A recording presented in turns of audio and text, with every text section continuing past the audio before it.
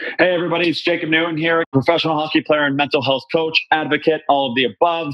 My good buddies over at SportsEpreneur and I did a podcast together about a year ago. And ever since then, we've been keeping in touch, creating content podcasts now. So if anybody out there is interested in doing the same, having their own podcast or want some type of content creation, don't hesitate to reach out to those guys at SportsEpreneur. They are willing and able to help you out. And after listening, don't hesitate in leaving a review, and then you'll get much more access to all of my content across the SportsEpreneur platform. So here we go. We got episode number 1 coming here, podcast with Jacob Leslie Newton.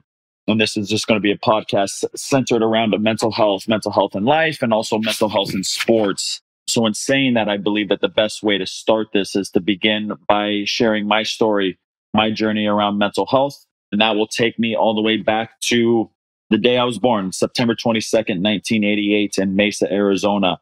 From there, shortly after, my younger sister was born 11 months later in Canada, Alberta. And then shortly after that, in an attempt to be closer to my father's mother's illness, we decided to move to California. And around the ages of 4 or 5, my mom's brother had passed away, leaving behind his wife and 3 kids. But unfortunately, the wife was not fit to be a single mother. So my parents decided to adopt his 3 children. And in doing so, we brought in 3 more kids. And we already had a family of 5 kids, mom and dad, so 7. And so now we've got 10 total. But unfortunately, what my parents didn't know in adopting those 3 kids is that all 3 of them had been sexually abused by their uncle. For how long, I don't know exactly. But obviously, now bringing in 3 victims of sexual abuse, it brought about a different dynamic to our family life. And shortly after that, I myself was sexually abused by one of those cousins, the eldest of the 3. He was 16 years old. I was 5, 6, and 7 when this sexual abuse was going on. So for 2 years of my childhood life, I was experiencing unfortunate sexual abuse. And finally, after 2 years, thankfully, my oldest sister and her friend came home one day early and found what was going on. And my parents called the police, and the police came and did some talks with me, took my cousin away, and, he went to get counseling. And I don't know exactly what happened with him, but I do know that he received counseling right away. But unfortunately, from there, my parents had a decision to get help for us kids or not to. And unfortunately, at that time, my parents decided to not get any help for us. So I would go through the rest of my young life, 7, 8, 9, 10 years old, and not dealing with any of this stuff. And, at that age, such a young age, I probably didn't even know how to deal with it other than just to speak on the experiences that I had gone through. And then I went through my teenage years, moved away from home at such a young age, the age of 15, to go and pursue hockey, moved to Beaverton, Oregon to play. And I would say that I was probably at the height of the depression that I was dealing with at that time, depression and some mood swings. And for 1 week, every single month for about 8 years of my life, I would go through some depression and mood swings and just being very emotional, not myself, and not really knowing how to navigate through life. And again, at the age of 15, I was away from home, and probably at a time in my life when I needed love the most, I needed family the most, and I didn't have it. I was 1,500 miles away from home and on my own, and didn't really know how the impacts of the sexual abuse that I had gone through, didn't really understand that it was affecting me at an extreme level. So I moved away again at the age of 15, my junior year of high school, went back home for my senior year to play hockey. And then right away after that, after I graduated high school, I moved away from home again. So now I'm at the age of 17 away from home. And this is where I really started to experiment with an extreme use of alcohol, an extreme use of marijuana, and an extreme use of chewing tobacco. Well, at that time in my hockey days, we'd have games on Friday and Saturday. And then, immediately after that Saturday night game is when I would start getting into heavy drinking. I would drink Saturday night, Sunday night, Monday night, Tuesday night, Wednesday nights, recover on Thursday, and then play Friday and Saturday and do it all over again. And I did that for about 3 years of my life. And also at that time, looking back on it, I was also using sex as a coping mechanism, as a way of suppression of not dealing with my emotions, not dealing with my thoughts, my feelings, the fear that I lived with. And went on to have a successful junior career. And I think that was such a big culprit to my forms of coping was that I was still having such high levels of success on the ice. So potentially through that, I didn't see that there was really anything wrong with what I was doing. Again, I was partying like crazy. I was a party animal on pretty much every team I played on. But again, I was on the ice and I was successful and I was always one of the best on the teams. So I didn't see any reason for changing what I was doing. After 3 years of juniors, I went on to commit to play college hockey at Northeastern University. So going into as a freshman, having expectations on myself from the coaching staff, the team, went in and had a very successful freshman season, making it on the all rookie team in Hockey East. And everything was great there. And then was fortunate enough to sign an NHL contract with the Anaheim Ducks in the summer of 2010. And it was great. I signed my contract at the end of my college season, went straight to Anaheim for about 6-7 weeks, the final 6-7 weeks of the season. Got to really experience what the NHL life was all about. I come from a family where we didn't have a lot of money. We lived paycheck to paycheck with 10 people in our family. We would get paid and we would spend it like we just won the lottery and then be right back to pinching pennies on the daily until, mom and dad got paid again. And I remember that first check I received from the Anaheim Ducks. It was big amounts. It was $60,000. And I saw that and I just was so naive to the fact that that wasn't going to be my life, but I thought it was. Now I've got $60,000 in my bank account that I had just made, just created. And again, I was so naive and I thought that that was going to be my life. I thought I was going to come in and have a significant impact, significant role with the Ducks. And I was going to play in the NHL for the next 10, 15 years of my life. And fortunately, now looking back on it, it didn't go that way. And I'm fortunate and I'm grateful for that, because had it gone that way, who knows where I would be in my life. At the age of 22, I was married at such a young age. And it was in my second year, I had been traded to the Colorado Avalanche. I was in the AHL in Cleveland, Ohio. And things were great to start, but very soon things weren't great. And I had gotten sent down to a team in Allen, Texas, in a league that no longer exists. And from there, my professional career was not going the way I thought it would.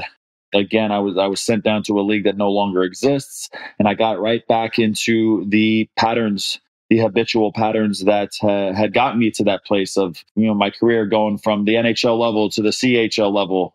And I got right back into heavy use of alcohol, of marijuana, of chewing tobacco. And again, like I had mentioned, I was married at that time. And earlier in my junior career, I had played hockey in the same town, so I knew many people there. My now ex-wife decided to go home. There was only about a month and a half left in the season, so I went by myself. And so I made the unfortunate decision at that time to cheat, to step out on my wife. And, shortly after, she came down to Allen and she found out everything. And so from there, I realized that the decisions that I was making in my life were having an immediate impact on not only myself, but on those closest around me, to my ex and to my family as well. And so from there, after she found out, I had a pivotal decision to make in my life, to continue down the path of self-destruction or go down the path of self-recovery. Unfortunately, I made the choice to go down the path of recovery. And that following summer, living at my ex-wife's parents' house, it was one of the most challenging summers of my life. I would be going through therapy 2 times a week, one with my own personal therapist and then one with my ex. We would go to couples therapy. And it was great. And I'm fortunate that my ex decided to stay with me. She saw the potential in me that I, at the time, didn't see in myself. But had she not seen it in me, maybe I never would have gone down that path. So anyhow, we, for the next couple of years, I worked very intensely on my mental health and trying to make peace with my past and trying to understand that, that sexual abuse was having such an immediate impact on my present moment, and just trying to understand that. So, the next couple of years, my ex and we decided to have a kid, my beautiful daughter, Harper Joy Newton, January of 2014. And it's a moment in time that has forever changed my life. I'm now a father, and it's something I'm so grateful for. I love my daughter so much. And then shortly after, my son was born in September of 2015. So now I'm a father double time. Got a boy, got a girl now, Nash Jaakko Newton. He was born in Finland, and everything was great. Now I'm playing in a respectable league again in Finland, the top league in Finland. Got my family with me, and there's nothing better in life. And then the following year, wound up playing in the Czech Republic. Things did not go so well that year with my playing, and it was just having an immediate impact on my family life. So from there, my ex decided that she didn't want to come anymore with me to Europe. So then I had to decide to stay at home, get a normal job, or continue my playing career. But unfortunately, be away from my family. In the season of 2017-18, I went back to Finland by myself, left my ex and two kids behind. It was a very challenging decision, but one I felt like I needed to do in order to continue to provide them with a good life, myself with a good life financially. But shortly after leaving, a couple months after, a moment in my life I never saw coming, but my ex decided she didn't want to be with me any longer. It was in November of 2017. So here I am now, another catastrophic event in my life. I'm thousands and thousands of miles away from my kids, all by myself in Finland. I mean, it was such a challenging time. It took me a week to 10 days to regain focus. Such a big reason for doing what I was doing was completely altered, completely changed with one decision in 1 second. And it really made me realize that I didn't want to allow any external situation, any external experience to make me feel what I felt on the inside. So from there, I started to go within. And what was great when I think back to the therapy I went through, it was great. It was instrumental in me coming to terms and getting to a level of peace with the sexual abuse that I had gone through. But what was still in control after those years of therapy was my mind, my likes and dislikes, my preferences in life, and viewing things as positive or negative. All those things, the mind, the heart, was all still in control. I was not really in control of my life. I was quote unquote sleeping, zombie-like.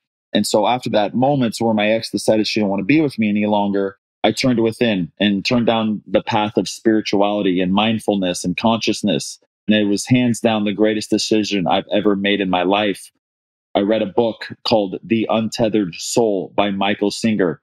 I've read it now about 5 times, and that book has forever changed the relationship I have with my mind, with my heart, and therefore with my life.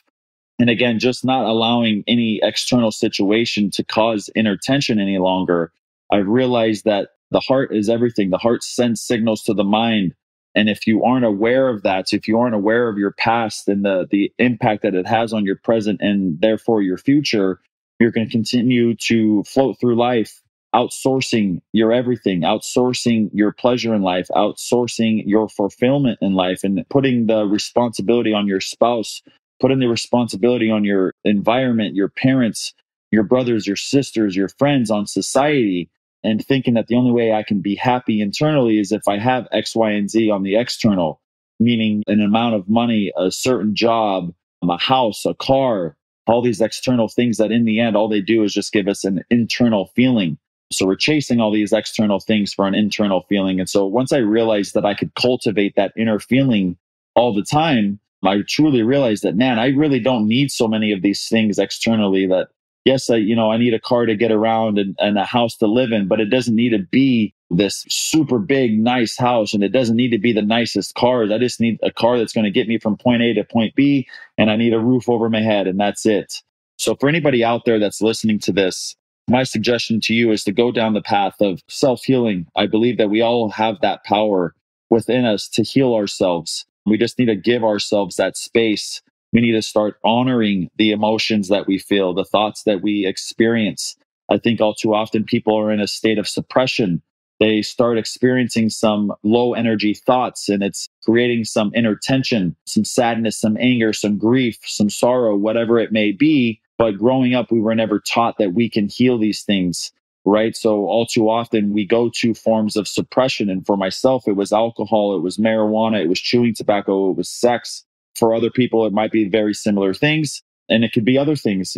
I think working out is also another form of suppression. There's many people that out there that look physically great, physically fit, but they're not mentally fit. They use working out as a form of suppression as well. And they start feeling some inner tension. They feel like, oh, I need to go and work out. And if I don't work out, I'm not going to be all right. Other people resort to extreme eating, unhealthy eating habits. Like for myself, like I said, it was alcohol, marijuana, and chewing tobacco. There's many other forms of drugs that people are using.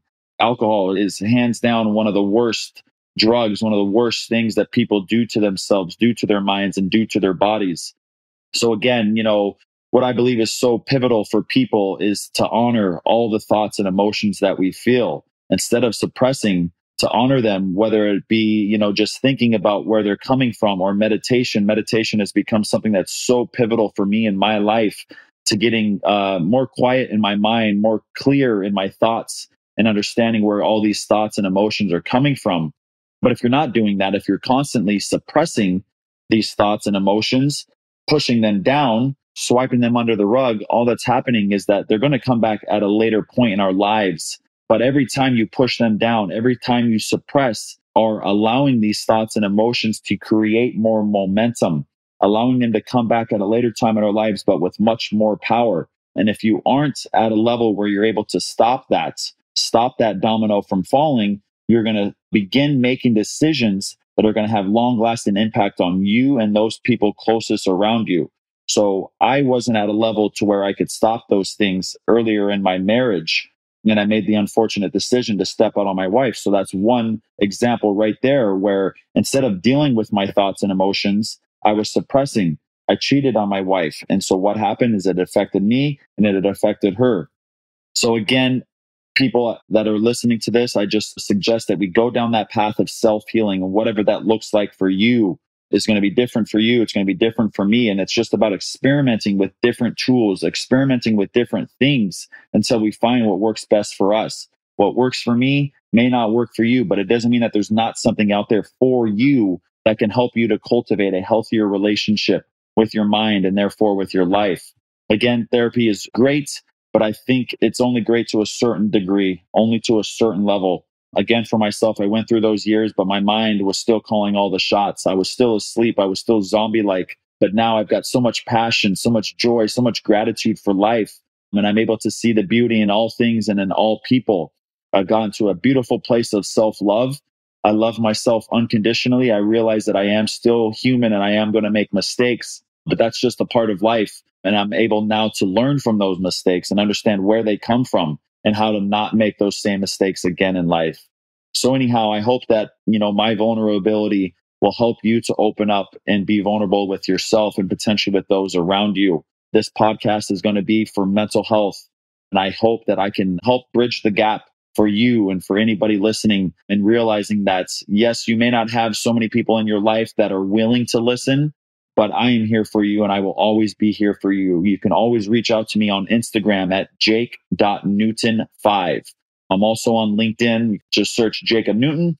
So anyhow, that's going to be it for episode 1. I thank you so much for listening. I look forward to doing many more episodes in terms of just this, but also trying to get other people on. I'm working as a mental health coach. I look forward to bringing on some of the clients that I work with and hearing about their stories.